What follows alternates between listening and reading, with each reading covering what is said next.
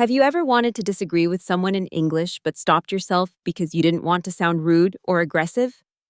Well, today I'm going to teach you exactly how native speakers disagree professionally. And you can use these phrases starting today. Hello, I'm your daily English Edge instructor. In this lesson, you'll learn 5 powerful ways to express disagreement in English that sound polite, professional, and completely natural. These are the exact phrases native speakers use in meetings, debates, and everyday conversations. By the end of this video, you'll feel confident disagreeing with anyone while keeping the conversation respectful. Let's get started. The first phrase is, I see your point, but... This is one of the most common ways native speakers introduce a disagreement. It shows you've actually listened to the other person and understand their opinion. Then you respectfully introduce your own. For example, I see your point about working weekends, but I think we could finish the project during the week if we plan better. Or in a casual conversation, I see your point that coffee is expensive, but I still think it's worth it for good quality. This phrase softens your disagreement and makes it feel collaborative instead of confrontational. Use it when you want to acknowledge the other person's logic before offering your alternative view. The second phrase is, I understand where you're coming from, however. This is slightly more formal than the first one, and it's perfect for professional settings and workplace disagreements. It demonstrates empathy and shows you've considered their perspective.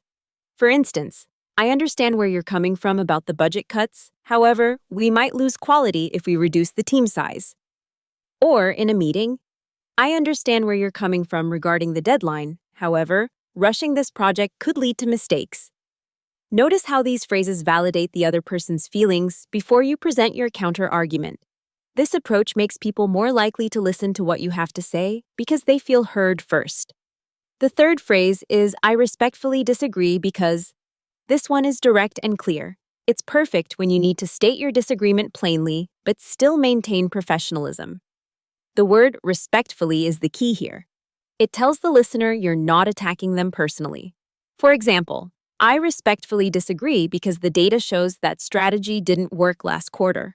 Or, I respectfully disagree because I think we should invest more in marketing right now.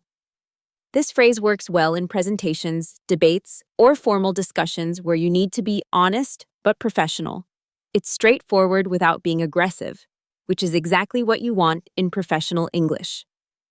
The fourth phrase is, that's a fair point though. This is more casual and conversational than the others, but still respectful.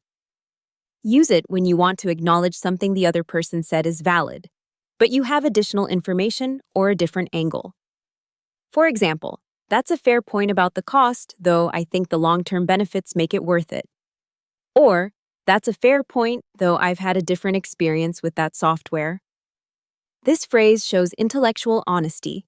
You're not dismissing their logic, you're adding to the conversation. It's excellent for everyday discussions with colleagues, friends, and people you know well. The fifth and final phrase is, I hear what you're saying, and I see it differently because... This is excellent because it combines empathy with clarity. You're telling the person you've listened, but you're also being honest about your different perspective. For example, I hear what you're saying about remote work being less productive, and I see it differently because my team's output actually increased when we went remote.